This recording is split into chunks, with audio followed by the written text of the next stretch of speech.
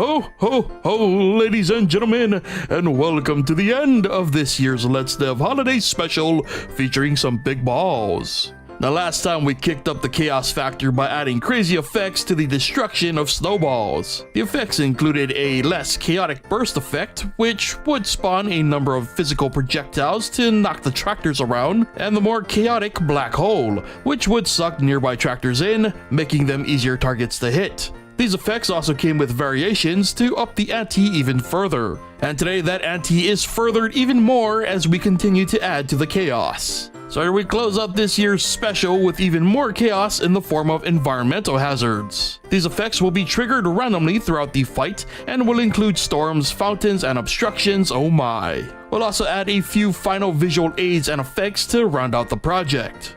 That's the plan, so let's not waste any more time and finish the chaos. First up was the Storm Event, which would require a DS list. A wind boolean was also added, as well as a couple functions. The first function would generate data for our snowstorm visuals stored as nested arrays, and the second function would have the snow data shift in a desired direction. I know what you're thinking, and yes, this was a convoluted way to generate a snow effect, and yes, I should have just went with a particle emitter. Anyway, a random chance was added to the step code to determine when the effect would trigger. Finally, a circle was then drawn for each entry in the Snow DS list. And the results, well, judging from these numbers, I apparently hacked the matrix. The reality was the code just needed some refining because, again, I decided to go with the convoluted route. A few tweaks later and our snow data was looking more sane, but nothing seemed to be showing up. Turns out the way I coded this, along with the fact that the snow was white, just made it hard to see. But it was there, so in order to not spend all my time on a silly snow effect, I simply recolored the snow gray and moved on. All I really needed was some type of visual aid for this effect, and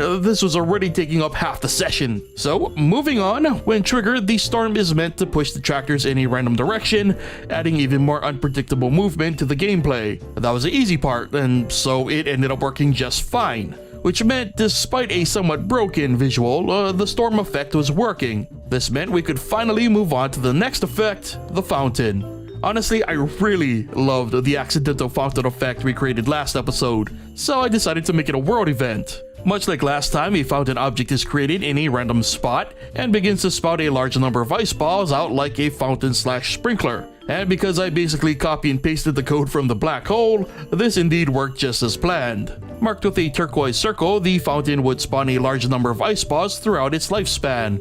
And so with the fountain now an official thing, it was time for our next effect. And the next effect is weird. Basically, when this event is triggered, if there are too many idle snowballs on the field, they are all destroyed at the same time. Meaning, yes, a ton of random snowball destruction events would occur at once. Admittedly not the craziest of effects, but considering how many balls the AI tend to create, it felt like a good in-universe way to sometimes clear the field. Anyway, with that done, I added screen shake to anytime a tractor is hit with a snowball, and then it was time for the final effect, obstructions. Pretty simple effect here. When triggered, a random amount of quote-unquote walls would be created in the form of either a large icy rock or a literal festive wall. Then, just so the removal of a bunch of stuff at the end of the event wasn't so jarring, a flicker effect was added to the end of the wall's lifespan, which resulted in some pretty benign yet still obtrusive obstacles that randomly pop up in the field.